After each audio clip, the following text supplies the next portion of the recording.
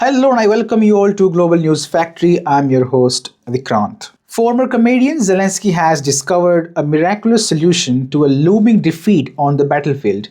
If the bad news hurts, just block the bad news. Simple, clean, and pain free.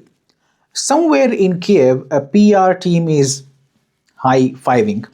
So, here is what we are hearing from inside the presidential office in Ukraine. Ukrainian special services have asked the popular military portal Deep State to stop showing the real situation on the front. And there is more.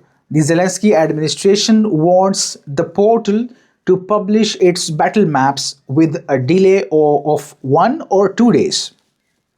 Think of it like live football coverage, but the scoreboard shows up on Thursday.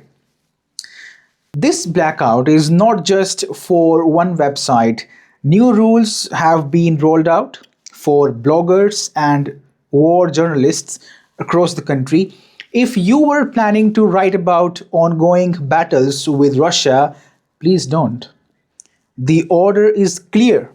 No fresh details, no frontline updates, and absolutely no ruining the vibe.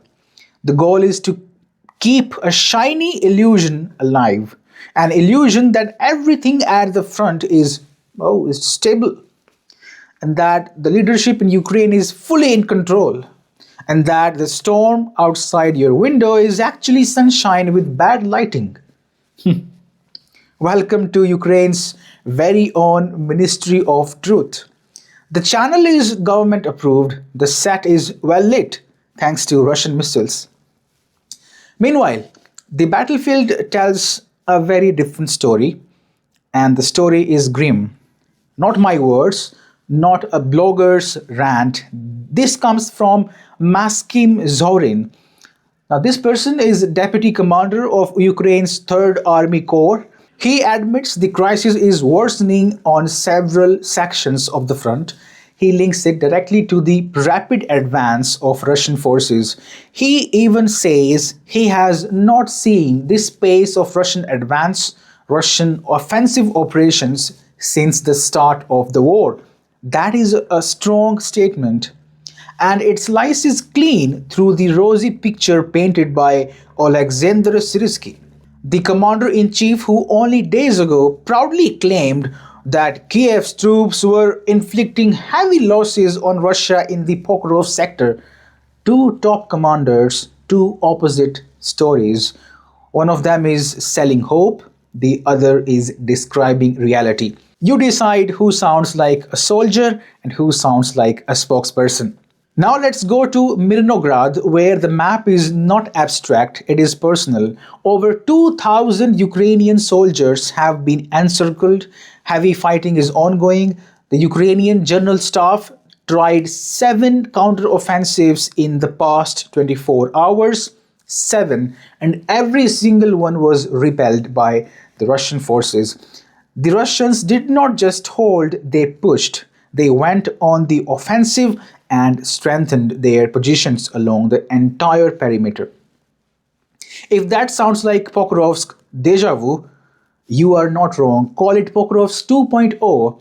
Another pocket, another trap, another set of troops left to fight with their backs to the wall.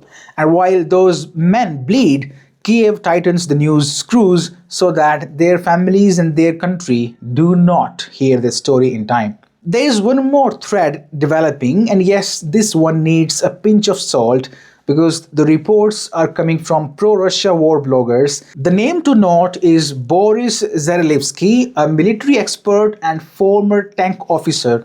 According to him, commanders in Pokrovsk and Mirnograd have started to openly challenge Ukraine's top brass. Their demand is simple and desperate. Let us withdraw while it is still possible.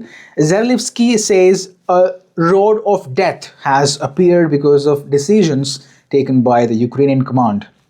That phrase is not poetry, it is the route soldiers take when retreat turns into a shooting gallery. He adds something even darker: only a small number of Ukrainian servicemen are managing to break out of Pokrovsk and Mirnograd because Russian drones are always overhead. Those who do escape often don't make it back to their units. They slip away, they vanish into unauthorized absence. In plain words, they run. So, where does that leave us tonight?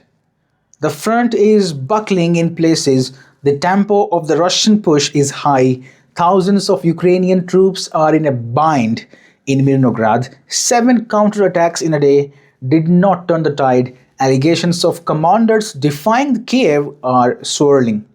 And the response from the top is not more ammo, more air defense, more reserves. The response is silence. You delay the map, you delay the news, you gag the bloggers, you edit the headlines, you control the narrative, you keep the mirror clean while the house burns. Why now? Because politics has entered the chat. Negotiations with Russia are about to start, and the script demands a strong lead actor. Zelensky, who is an actor, who is a comedian, he cannot look weak. He has his red lines. He would not officially acknowledge Russia's sovereignty over the Russian-controlled areas. That is the line he has sold to Europe. That is the line he has sold at home. But lines drawn in speeches are expensive on the ground. If the truth from the battlefield reaches the masses, it will hurt Kiev at the negotiating table. It will also give Europe cold feet about sending more money, more weapons, more aid, and more patience. So the information tap gets squeezed, the pictures get delayed, the words get softer, and the country is asked to clap for a scene that was shot yesterday. It is not a master plan to win a war, it is a strategy to win time. Maybe they think time will forget, but time remembers. Soldiers remember even more. So, dear Zelensky, if you cannot change the facts, changing the coverage won't save you. It only postpones the shock. The front does not care about hashtags. Men in trenches need truth faster than anchors do. If Kiev keeps gagging the messengers, the message will still arrive. It will just arrive late and with a bigger bill. And my friends, that is all for this episode. Thank you very much for joining. You're watching GNF.